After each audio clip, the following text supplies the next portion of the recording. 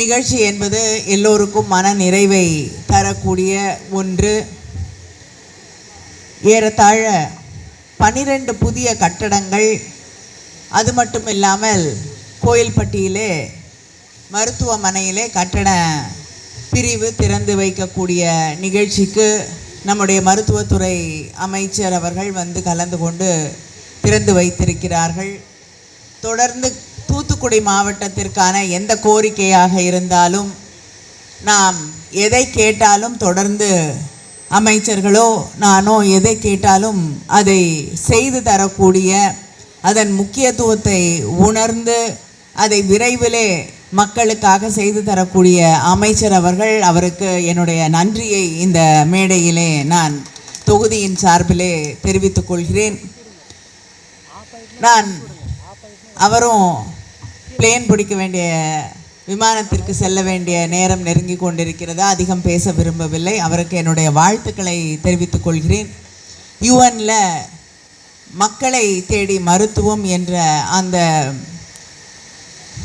திட்டத்திற்காக ஒரு பரிசு வழங்கப்பட்டிருக்கிறது என்ற பெருமை மிகுந்த செய்தியை அவரது மேடையிலே தெரிவித்திருக்கிறார்கள்.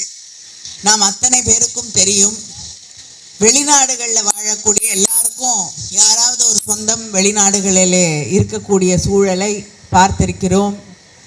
அப்படிப்பட்ட வளர்ந்த நாடுகள் என்று சொல்லக்கூடிய நாடுகளில் கூட ஒரு ஃபிசியோதெரப்பிக்கோ இல்லைன்னா ஒரு அவசரம் இல்லை, அர்ஜென்ட் இல்லை, எமர்ஜென்சி இல்லை அப்படின்னு சொல்லக்கூடிய ஒரு பிரச்சனை இருக்கும் பொழுது அந்த ஹாஸ்பிட்டலுக்கு போனோன்னா மாதக்கணக்கில் அங்கே இருக்கக்கூடியவர்கள் ஒரு அப்பாயின்மெண்ட்டுக்கு காத்திருக்கணும்.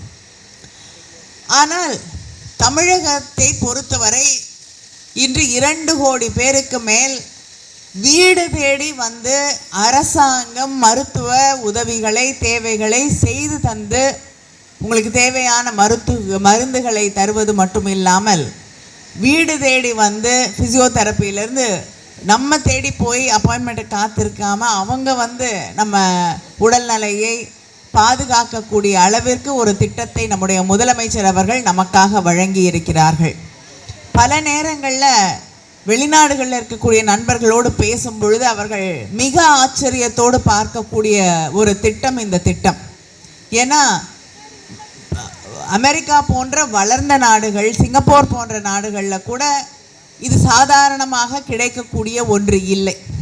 வயதானவர்களுக்கு சில பேருக்கு சில நாடுகளில் அந்த வாய்ப்புகள் இருந்தாலும் அதற்கும் அவர்கள் பல மாதங்கள் பல காலம் காத்து நிற்க வேண்டிய ஒரு நிலையை கடந்து தமிழ்நாட்டில் இன்னைக்கு எப்பொழுதுமே நம்முடைய முதலமைச்சர் அவர்களுடைய திராவிட மாடல் ஆட்சி என்பது இந்த நாட்டிற்கு மட்டுமில்லை, இன்னைக்கு பல நாடுகளுக்கு முன்னுதாரணமாக இருக்கக்கூடிய ஒரு ஆட்சியாக, அது கல்வியாக இருக்கட்டும், மருத்துவத்துறையாக இருக்கட்டும், கல்வித்துறையாக இருக்கட்டும், பல்வேறு திட்டங்களின் வழியாக இந்த நாட்டிற்கு முன்னுதாரணமாக இருக்கக்கூடிய ஒரு ஆட்சியாக, எல்லோருக்கும் எல்லாம் கிடைக்க வேண்டும் என்பதை தன் தாரக மந்திரமாக கொண்டிருக்கக்கூடிய ஆட்சியாக அதை நம்முடைய முதலமைச்சர் அவர்கள் செயல்படுத்தி கொண்டிருக்கிறார்கள்.